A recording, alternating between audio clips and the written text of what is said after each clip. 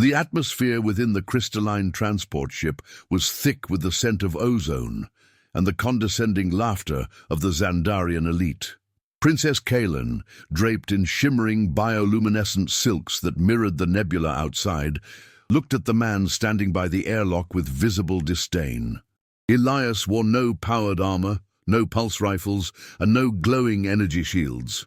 He stood in a simple, charcoal-grey tactical suit, his hands clasped behind his back, eyes fixed on a point in space that no one else seemed to notice.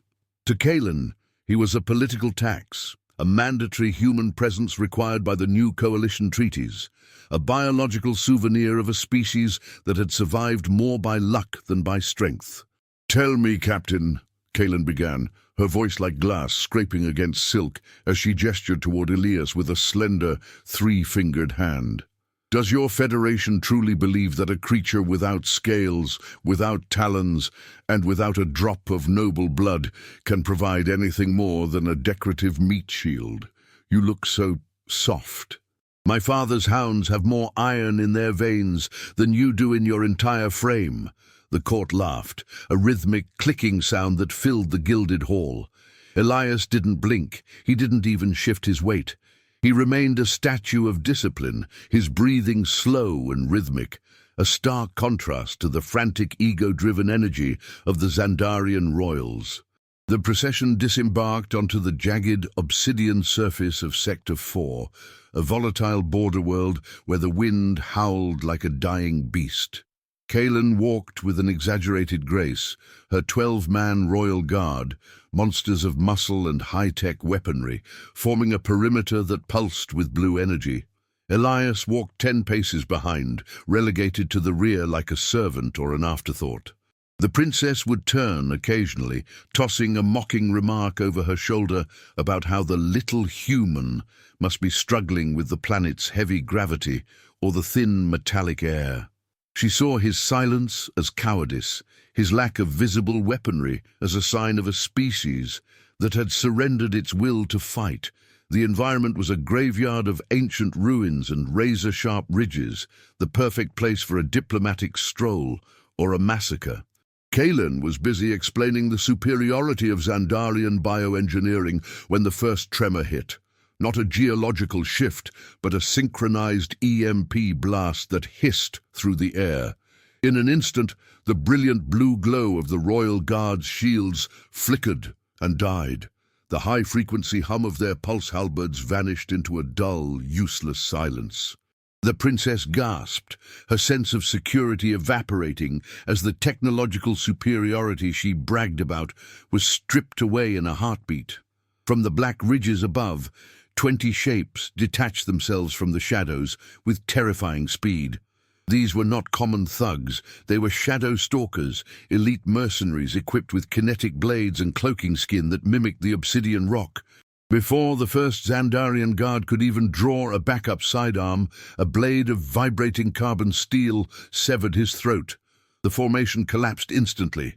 The air was suddenly filled with the screams of the dying and the rhythmic thud of bodies hitting the dust. Kaelin fell back, her regal composure shattering as she watched her invincible protectors torn apart like paper dolls by a coordinated, merciless predator. Panic is a cold thing, and it gripped Kaelin's heart as she realized her inner circle was gone in less than 30 seconds. The shadow stalkers circled her, their multi-lensed eyes glowing with the anticipation of a high-value ransom. They ignored the human at the back, seeing only the unarmed, unarmored accessory who had been the butt of the princess's jokes. To them, Elias was a non-factor, a lingering ghost of a weak race. Kaelin looked at Elias, her eyes wide with a desperate, pathetic hope that she immediately hated herself for feeling. He hadn't moved. He hadn't screamed. He just stood there watching. Then the human took a step forward. It wasn't a rush or a frantic charge. It was a deliberate, predatory advancement. Elias reached into a concealed pocket on his thigh and pulled out 2 short, serrated blades made of dull, non-reflective titanium. No glowing lights, no humming power cells. Just cold, sharpened metal. The lead mercenary laughed, a guttural sound transmitted through a vocal synthesizer, and waved two of his warriors to clean up the trash. They lunged, their movements a blur of alien speed, confident that the human would be dead before he could even raise his hands to defend himself. The first warrior's head left its shoulders before Kaelin's brain could even register the movement.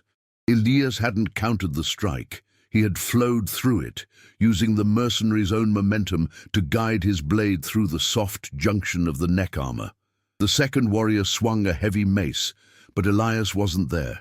He had dropped into a low crouch, driving his second blade upward through the creature's lower mandible and into the brainstem. Two elite killers were dead in 3 seconds. The silence that followed was heavier than the gravity of the planet. Elias stood over the fallen, flicking the alien blood from his knives with a sharp, practiced motion. His eyes, which Kaelin had thought were dull and submissive, were now burning with a terrifying, singular focus. He wasn't looking at the princess. He was scanning the remaining 18 enemies, calculating trajectories, wind speeds, and kill zones. The shadow stalkers hesitated, their primal instincts screaming at them that the hierarchy of the battlefield had just been violently rewritten. The meat shield had vanished, replaced by something much older and much more dangerous. "Stay behind me," Elias said. It was the first time he had spoken directly to her, and his voice wasn't soft or deferential. It was a command, heavy with the authority of a man who owned the ground he stood on. Kaelin scrambled toward him, her silks tearing on the rocks, her dignity forgotten. She reached for his tactical vest, her fingers trembling against the rough fabric. She realized then that while her guards were built to represent power, this man was built to exert it. The remaining mercenaries realized their error and abandoned their formation, charging simultaneously from all angles to overwhelm the human through sheer numbers. It was a tactical swarm, designed to crush any singular opponent. Kaelin let out a strangled cry, certain that even this display of skill couldn't survive a 20-to-1 disadvantage. She closed her eyes for a split second, bracing for the impact of steel on bone, waiting for the end of her life and the end of the man who had suddenly become her world's only axis. But Elias didn't wait for the impact. He stepped into the storm. As the first wave of blades descended, he moved with a fluid, terrifying efficiency that looked less like fighting and more like a choreographed dance of death. He used the terrain, the very rocks Kaelin had mocked him for struggling with, as levers and shields. The ambush had begun as a slaughter of royals, but as Elias disappeared into a whirlwind of grey and red, it became clear that the hunt was just beginning, and the shadow stalkers were no longer the hunters. The air in the canyon became a chaotic symphony of grunts, the clashing of metal, and the wet sound of steel finding a home in flesh. Kaelin watched, paralyzed, as Elias navigated the slaughter with a cold, analytical grace that defied everything she knew about combat. Her culture valued the great strike, the flashy, energy-heavy blow that announced its presence with light and sound. Elias, however, was a master of the small theft. He stole their balance, he stole their breath, and finally, he stole their lives. He didn't waste energy on wide swings. His movements were tight, economical, and devastatingly precise.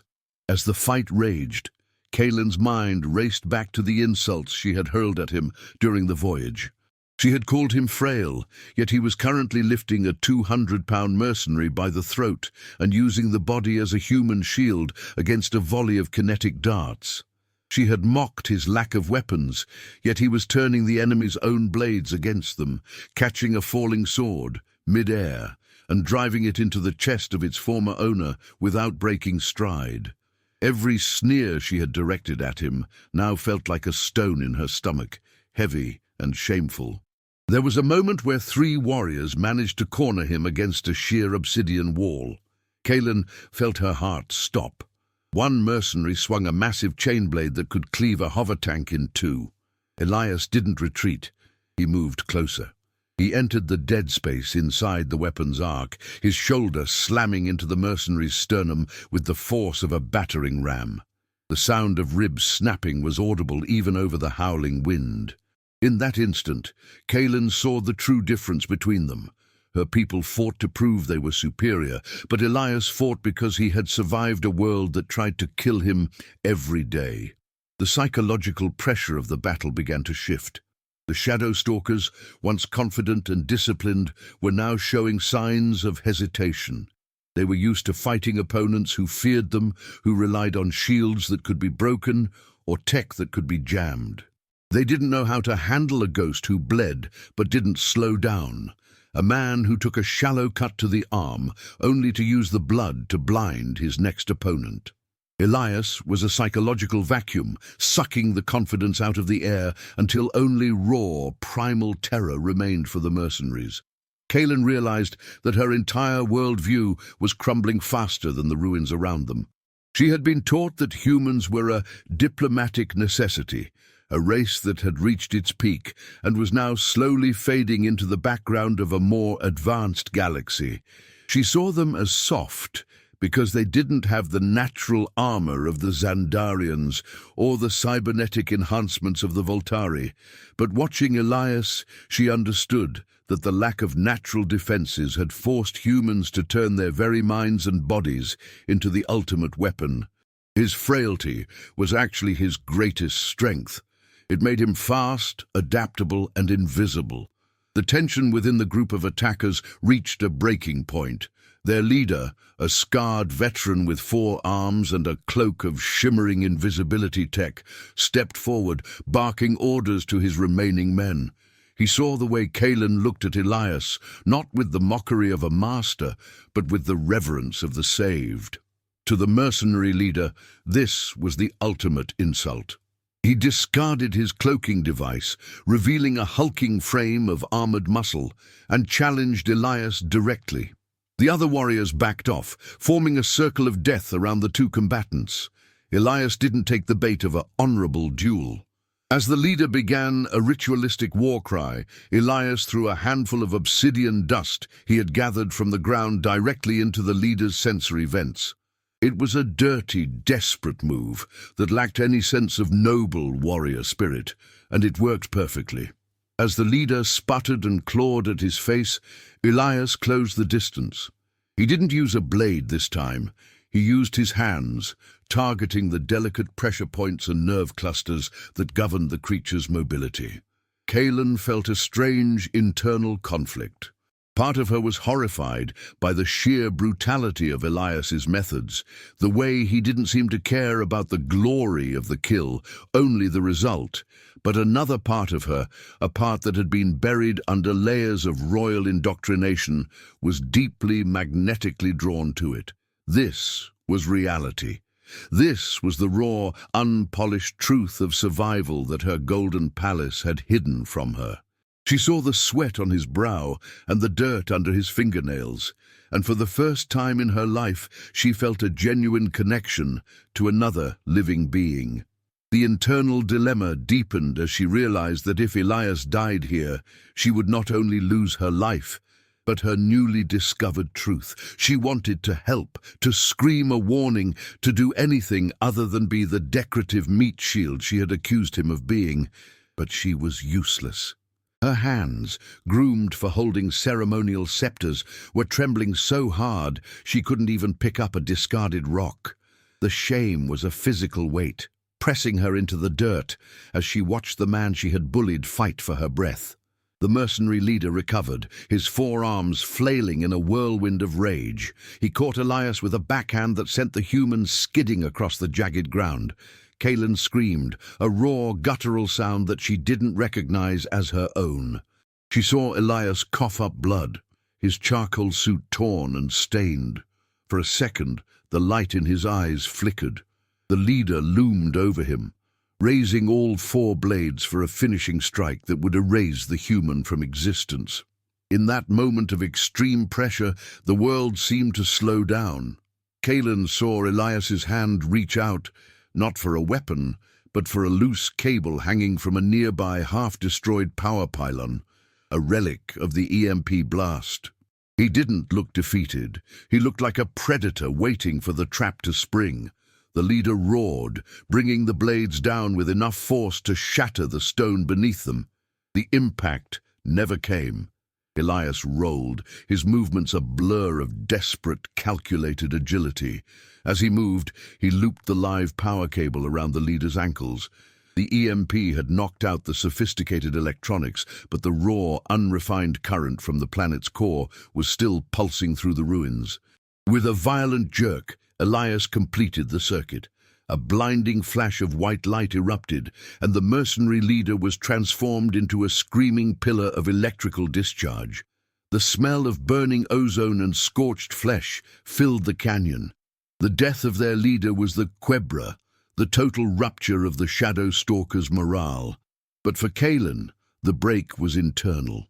As the smell of scorched alien flesh drifted through the air, she didn't feel the triumph she expected. She felt a terrifying void. The man standing before her, heaving with exhaustion, covered in the blood of 20 warriors, was no longer her escort. He was a force of nature that she had tried to cage with her words. The realization that her life was entirely in the hands of someone she had treated like dirt was a psychic wound that bled faster than any blade could cut.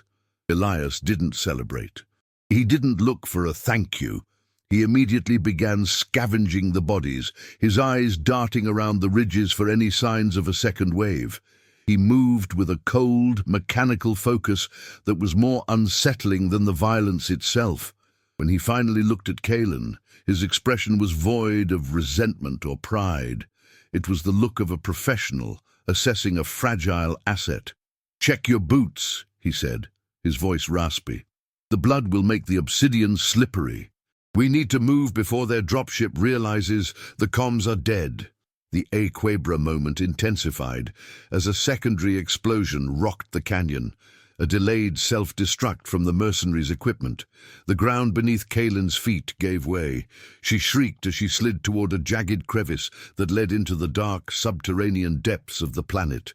Her silk robes caught on a shard of rock, leaving her dangling over a void that whispered with the sound of rushing underground water. Her guards were dead, her technology was fried, and her nobility meant nothing to the gravity that wanted to claim her. Elias was there in an instant. He didn't reach for her hand with a heroic flair. He grabbed the back of her silks and hauled her up with a grunt of pure, unadulterated effort. As she collapsed onto the solid ground, gasping for air, she looked up at him. A deep cut across his cheek was dripping blood onto his collar. She reached out almost involuntarily to touch the wound, but he flinched away. It wasn't a flinch of fear, but one of boundaries. He was her protector, not her friend, and the distance he maintained was a more effective wall than any she had built in her palace. "Why?" she whispered, the word feeling small and pathetic in the vast, silent canyon. "I mocked you. I insulted your kind. I treated you like a slave. Why did you fight like that for me?" She wanted a noble answer, something about duty or the human spirit. She wanted him to validate her importance. She needed to know that her life was worth the carnage he had just unleashed. Elias looked at her then, really looked at her for the first time. "Because I was told to," he said simply, "and because humans don't need a reason to survive. We just do. Your opinions of me didn't make the blades any sharper, and they didn't make my heartbeat any slower. You're just a mission, princess. Don't confuse my competence for devotion." The words were a cold bucket of water over her ego. He had stripped away her last defense, the idea that she was the center of this story. Suddenly, a low, rhythmic thumping vibrated through the ground. The Shadow Stalker's backup had arrived. A massive armored transport appeared on the horizon, its searchlights cutting through the dust like the eyes of a vengeful god. Elias swore under his breath, a sharp human sound that made the situation feel terrifyingly real. He grabbed Kalen by the arm, no longer gentle but firm, and began to run. He wasn't running toward a rescue craft. He was running deeper into the ruins, toward a dark, narrow cave entrance that looked like the mouth of a tomb. Inside the cave, the atmosphere changed. The walls were lined with ancient pulsing moss that cast a sickly green light over everything. Kaelin felt a surge of claustrophobia, but Elias pushed her forward. He stopped at a heavy stone door that looked out of place in the natural cave system. He pressed a series of hidden indentations in the rock, ancient human markings that Kaelin hadn't even noticed. The door groaned open, revealing a bunker filled with old tech monitors and crates marked with the seal of the United Earth Expeditionary Force. "What is this place?" Kaelin asked, her voice echoing in the metallic chamber. She realized now that Elias hadn't just been a random soldier. He knew this planet. He had been here before, perhaps during the wars her people had conveniently forgotten in their history books. The Aquebra was complete. She wasn't in a wild alien territory. She was in the graveyard of his people's struggle, and he was the keeper of the tomb. As the heavy door sealed shut, blocking out the sound of the approaching alien transport, the silence in the bunker was deafening. Elias collapsed against a crate, his strength finally deserting him for a moment. He took a jagged breath, closing his eyes. Kaelin stood in the center of the room, surrounded by the ghosts of a human past she had been taught to despise. She saw photos pinned to a wall, men and women in tactical gear, smiling, holding children, looking alive. They didn't look like the lesser species her tutors described. They looked like giants. She walked over to a small basin of water and dipped a discarded cloth into it. She approached Elias slowly, her heart hammering in her chest. She expected him to push her away again, to maintain his cold, professional distance, but he was too tired to resist. As she gently pressed the cool cloth to the cut on his face, she felt the heat radiating from his skin. He was human. He was fragile. He could die. And yet he had stood against the darkness without blinking. The mockery in her heart was finally, utterly replaced by a crushing, irreversible awe. The hours spent in the bunker were a slow, agonizing transformation for Princess Kaelin. The consequences of the battle weren't just the dead bodies outside, but the death of her old self. She watched Elias as he methodically cleaned his wounds, his movements stiff and pained. Every wince he made felt like a needle in her own skin. She realized that his discipline wasn't a lack of feeling, but a cage he had built to keep his pain from interfering with his job. He was a man composed of scars, both visible and invisible, and she had spent the last 3 days mocking the very things that kept him alive. The dynamic between them had shifted into an uncomfortable, raw intimacy. Kaelin tried to speak several times, but the words felt clumsy. How do you apologize for a lifetime of systemic arrogance? Instead, she began to look at the equipment in the room. She saw a map of the sector with human annotations, warnings about Xandarian patrol routes, notes on resource deposits, and tactical X marks over royal outposts. The realization hit her like a physical blow. The humans weren't just present in the galaxy. They were watching, waiting, and learning.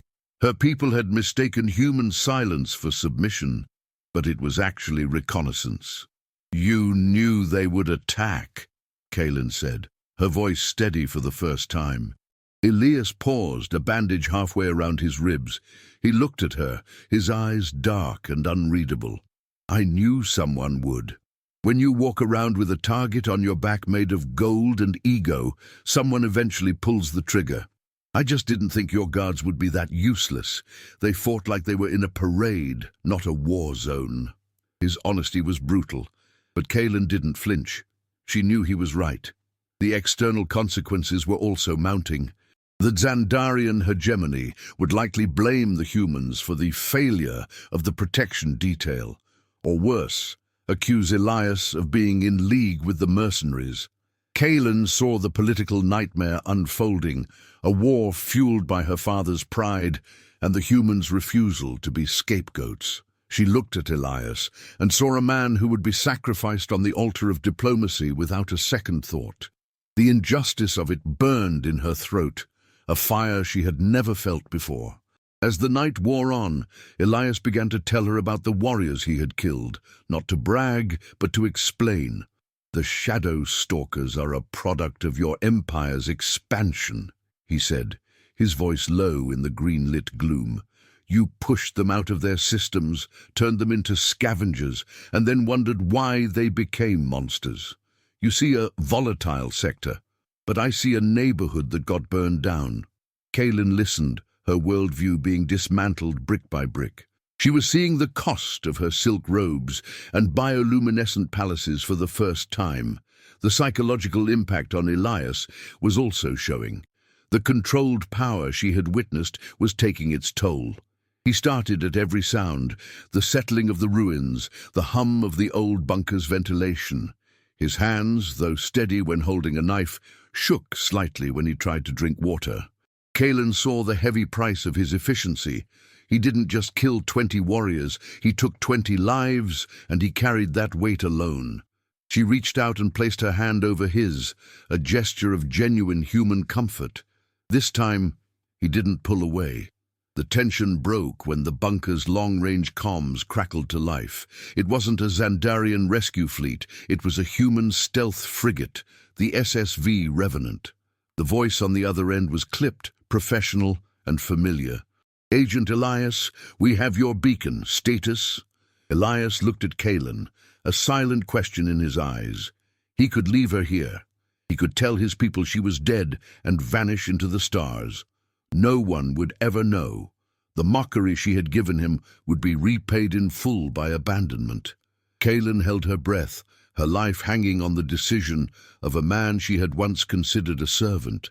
She saw the flickers of conflict in his expression, the memory of her insults versus the code he lived by. The consequences of her behavior were laid bare in that moment. She wasn't just at the mercy of his skills, she was at the mercy of his character. She realized that if he saved her now, it wouldn't be because of a treaty or a paycheck. It would be because he was a better person than she had ever been. "Package is secure," Elias said into the comms, his voice never wavering. "Requesting immediate extraction at coordinates 44-9. The hegemony guards are down." "It's just us." He looked at Kaelin as he clicked the radio off. "We leave in 10 minutes. Get your silks together, Princess. The walk to the landing zone isn't going to be pretty." There was no mockery in his voice, but there was no warmth either. It was just the truth. As they prepared to leave the safety of the bunker, Kaelin looked at herself in a polished metal surface. Her hair was matted with dust, her face was smeared with soot, and her royal insignias were torn. She looked more human than she ever had, and for the first time she wasn't ashamed. She was ready to face the world outside, not as a princess of a dying ego, but as a survivor who had seen the face of true power. The consequences were permanent. She could never go back to the girl she was on the ship. The journey to the extraction point was a nightmare of stealth and speed. They moved through the shadows of the ruins, dodging the searchlights of the mercenary dropships that were still scouring the area. Elias moved like a wraith, his hand constantly on Kaelin's shoulder, guiding her, pushing her, keeping her alive. Every time she stumbled, he was there. Every time she froze in fear, his presence was a cold, steady anchor. She found herself matching his breathing, syncing her movements to his, a silent pact of survival forged in the obsidian dust. When the Revenant finally appeared, a matte black blade of a ship that seemed to absorb the light around it, Kaelin felt a surge of relief that was almost overwhelming. But as the boarding ramp lowered and a squad of human soldiers in full tactical gear stepped out, she saw the way they looked at her. It was the same way she had looked at Elias, with suspicion and coldness. She realized that the bridge between their people was broken, and she was the only one who knew how to start fixing it. The resolution began on the deck of the human frigate. The atmosphere was sterile, functional, and intensely focused, a stark contrast to the bloated luxury of the Xandarian fleet. Kaelin was given a simple grey jumpsuit and a medbay bunk. She watched through the observation port as the planet of her near-death receded into a speck of black dust. Elias was being treated by a medic a few feet away, his back to her. The silence between them was no longer the silence of mockery, but the heavy, pregnant silence of a shared trauma that words couldn't reach. The Xandarian hegemony's response was swift. A massive warship intercepted the Revenant within hours, demanding the return of the kidnapped princess and the surrender of the human criminal Elias. The bridge of the human ship was tense, the crew's hands hovering over weapon systems that were vastly outnumbered but terrifyingly advanced. Kaelin walked onto the bridge, her presence causing a ripple of unease among the human officers. She demanded to speak to her father on the open channel, her voice echoing with a new, steel-like authority. When the hologram of the Xandarian Emperor appeared, his face was contorted with rage. "Kaelin, we are preparing to glass that planet and the human colonies for this insolence. Step away from those barbarians so we may begin the purification." The words, which would have once sounded like justice to Kaelin, now sounded like the ramblings of a spoiled child. She looked at the screen, and then she looked at Elias, who was standing in the corner of the bridge, his arms crossed, watching her with a neutral expression. "Father," Kaelin began, her voice cutting through the Emperor's tirade, "the only barbarians on that planet were the ones you sent to protect me. They died in seconds because they were built for show, not for survival. The man you call a criminal stood alone against 20 elite killers. He bled for me while your noble guards ran or died." She paused, letting the weight of her words sink in. The bridge of the Revenant went silent. Even the human captain looked at her with a newfound begrudging respect. "The humans didn't kidnap me," she continued, her eyes locked on her father's. "They saved me from the consequences of our own arrogance. If you fire a single shot at this ship, you are not protecting the hegemony. You are protecting a lie. I'm staying on this vessel until we reach the neutral zone. And when I return, things will change. We will stop treating humans as accessories, or we will eventually find ourselves on the wrong side of their blades. And believe me, Father, you do not want to be on the wrong side of a human who has nothing left to lose." The Emperor was speechless. The resolution of the political conflict was a stalemate, but the resolution of Kaelin's character was a victory. She cut the transmission before her father could respond. She turned to Elias, who had a faint, almost invisible smile playing at the corner of his mouth. It wasn't a smile of triumph. It was a smile of recognition. He stepped forward and handed her a small, serrated titanium knife, the one he had used to save her in the canyon. "A souvenir," he said, "to remind you that being soft is a choice you can't afford to make anymore." The ship made its way to the neutral station, a journey of 3 days that felt like a lifetime. During that time, Kaelin didn't hide in her quarters. She sat with the crew, ate their simple rations, and listened to their stories. She learned about Earth, a world of constant struggle and beauty, and she realized that the discipline she had mocked in Elias was a trait shared by his entire species. They were a race of survivors who had turned their history of hardship into a philosophy of excellence. She was no longer a princess looking down, she was a student looking up. When they finally arrived at the station, a grand Xandarian delegation was waiting to whisk her away. They brought silks, perfumes, and a golden litter to carry her. Kaelin looked at the opulence and felt a wave of nausea. She turned to Elias, who was standing at the edge of the docking bay, ready to return to his next mission. There were no grand speeches, no cinematic embraces, just a nod of mutual understanding. The respect she had earned for him and the respect he had begrudgingly developed for her was a bridge built on blood and obsidian. "Thank you, Elias," she said, her voice low so only he could hear, "for not being what I thought you were, and for making me see what I actually was." Elias nodded, his eyes reflecting the cold light of the station. "Just do something with the life I gave you, Princess. Don't make me regret the ammo I wasted." He turned and walked back into the depths of the Revenant, his figure blending into the shadows of the ship until he was gone. Kaelin walked toward her people, but she didn't use the golden litter. She walked on her own 2 feet, her gait steady and purposeful. She wore the grey human jumpsuit under her royal cloak, and the titanium knife was hidden against her thigh. As she passed the ranks of shimmering Zandarian soldiers, she didn't see protectors. She saw targets. She knew their weaknesses now. She knew the dead space in their formations. But more importantly, she knew the value of the quiet man in the charcoal suit. The story ends not with a celebration, but with a transformation. Kaelin returned to her empire, but she was a Trojan horse of human ideals. She spent the rest of her reign dismantling the caste system and forging a true alliance with Earth.